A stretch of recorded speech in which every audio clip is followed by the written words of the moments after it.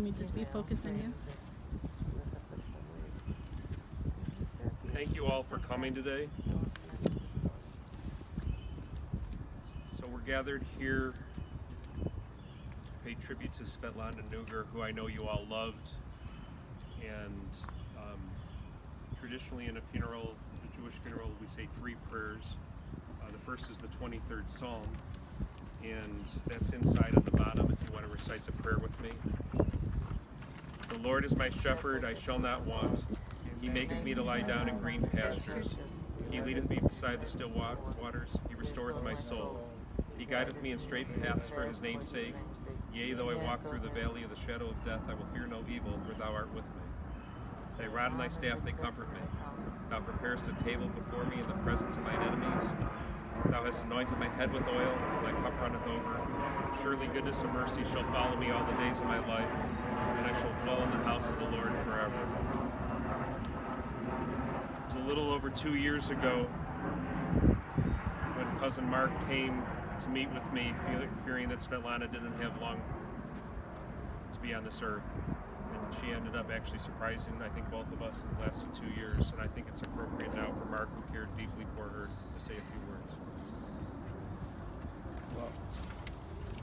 Well, I didn't prepare anything because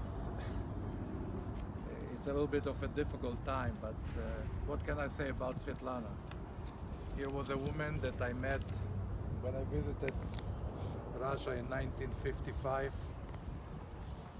At that time, Svetlana was 18 years of age. I met this gorgeous cousin of mine. It's even hard to describe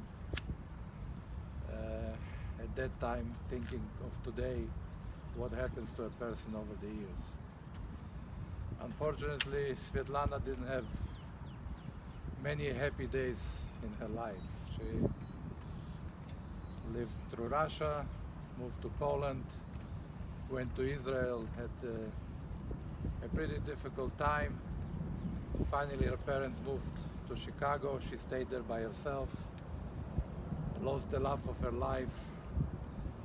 And I think since then her life was not good at all. Upon coming to Chicago, she met a guy who she spent with 35 years, and unfortunately was not done good towards the rest of her life. Her last 5, 6, 7 years were nothing but turmoil, destruction of her own life, and not one day of happiness. In fact, she many times said to me, why am I still alive? Why am I going through that? And I totally understood. In fact, if she was looking at us today, she would see the people that really cared for her, gave her love, gave her some hope. And I think that's the reason why she held on for as long as she did. It was really a miracle, because from the people that were near her reporting to me, she didn't eat or drink for weeks. And of course, without food, no one exists. And she just fought for every day. And there's no explanation why. All I hope is, by God taking her in her arms, she finally found solace, she'll find comfort, and she'll be a good wisher, a well-wisher for the family, for her friends, and for the people that she cared for. I just want to say thank you all for coming. I want to say special thanks to her friend Rita, who was just, there's nowhere to express. She used to cook home food, bring her, feed her, spoon feed her, and she was there till the last day. And of course, another person I must mention is Monica. Monica was like an angel that God sent to Svetlana, and by relation to us, because I wasn't able to be here all the time, and she was my connection directly to my cousin. I love you, Sveta, and I'm really sorry to see that you're gone, but I know you're not going to be gone from my heart, from my mind, and from the mind of my family and friends that knew you. God bless.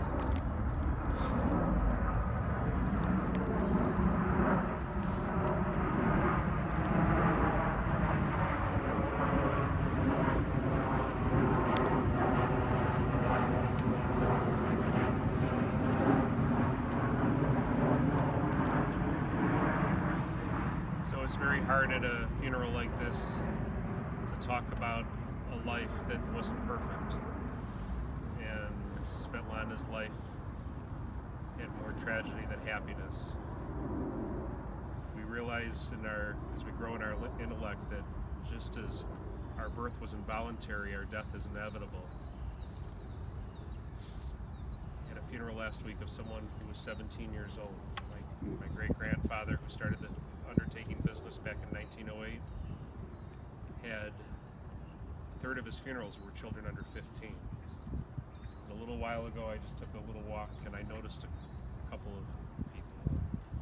Unfortunately, life's not always perfect.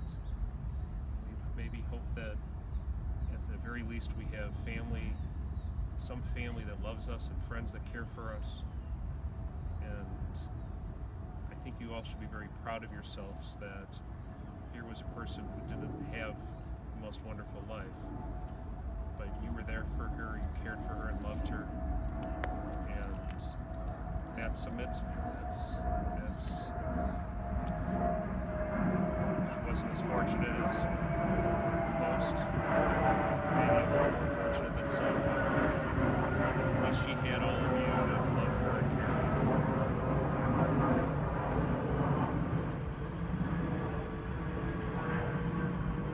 So the two prayers that are said at every Jewish funeral are the El Melech Rachamim and the Kaddish. El Melech Rachamim Shokim Amramin. Compassionate God, eternal spirit of the universe, grant perfect rest in your sheltering presence to Svetlana Nuger. Did you know Svetlana's Hebrew name? Ora Ora Batrut. Batrut. Ora Batrut. Who has entered eternity. O God of mercy, let her find refuge in your eternal presence. Let her soul be bound up in the bond of everlasting life. God is her inheritance. May she rest in peace. Let us say amen. Amen. You want to recite the Kaddish with me? יתגדל ויתקדש שמי רבה, בעלמא דיברה חירותי וימליך מלכותי, וחייכון ויומכון וחיי דכל בית ישראל, בעגלה ובזמן קריב ויברו אמן. יהי שמי רבה מבורך לעולם ולעולמי עלמיה, יתברך וישתבח ויתפאר ויתרומם ויתנשא, ויתהדר ויתעלה ויתהלל שמי תשקשה בריחו. לעילה מן כל ברכתה ושירתה, תושבחתה ונחמתה, דאמירן בעלמה ואמרו אמן. יהי שלמה רבה, מן שמיה וחיים עלינו ועל כל ישראל, ואמרו אמן. עושה שלום במרומיו, הוא יעשה שלום עלינו ועל כל ישראל, ואמרו אמן.